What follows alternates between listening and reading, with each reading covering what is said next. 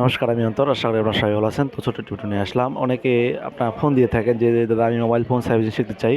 তো আপনারা mobile phone servicing করার জন্য যে একটি গাইডলাইন রয়েছে, তো ঠাকুরগাঁয়ের প্রথম আমি নিয়ে আসলাম সঠিক গাইডলাইন, নতুন সিলেবাস। আমার নতুন সিলেবাসের মাধ্যমে মোবাইল ফোন সার্ভিসিং শেখানো হয়। এবারে চলতেছে নবমতম ব্যাচ। আপনার চাইলে একজন দক্ষ টেকনিশিয়ান হওয়ার পসিবিলিটি রয়েছে।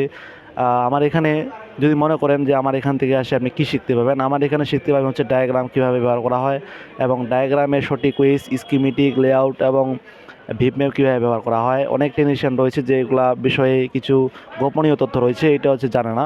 আমার এটি আমার এখানে আসলে আপনি এই বিষয়টি জানতে পারবেন এবং তার সাথে রয়েছে এভোমিটার। এভোমিটার কীভাবে ইউজ করতে হয় এবং কয়টি মুটে ব্যবহার করা হয়, এটিও হাজারো টেকনিশিয়ান রয়েছে জানে না।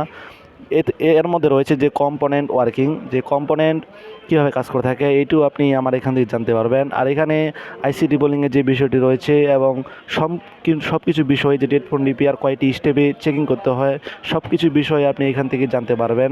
আপনি হয়তো মনে করতেছেন বা ভাবতেছেন যে আমার দ্বারা কি মোবাইল ফোন সার্ভিসিং করা সম্ভব। আসলেই আপনি মোবাইল ফোন সার্ভিসিং করা আপনার দ্বারাই সম্ভব, কারণ অনেকে রয়েছে যে আমার টাকা নাই বা আমি তো পড়াশোনা করি নাই, আমার হাতের লেখা খারাপ। সেক্ষেত্রে আপনি আমার এই সেক্টরটাই আপনি বেছে নিতে পারেন। আমি মনে করি যে মোবাইল ফোন সার্ভিসিং করার জন্য বেশি কিছু প্রয়োজন হয় না, শুধু আপনাকে একটু ব্রেন খাটাতে হবে, জাস্ট আর হাতের স্কিলটাকে আনতে হবে। আপনি চাইলে একজন দক্ষ টেকনিশিয়ান হওয়ার পসিবিলিটি রয়েছে।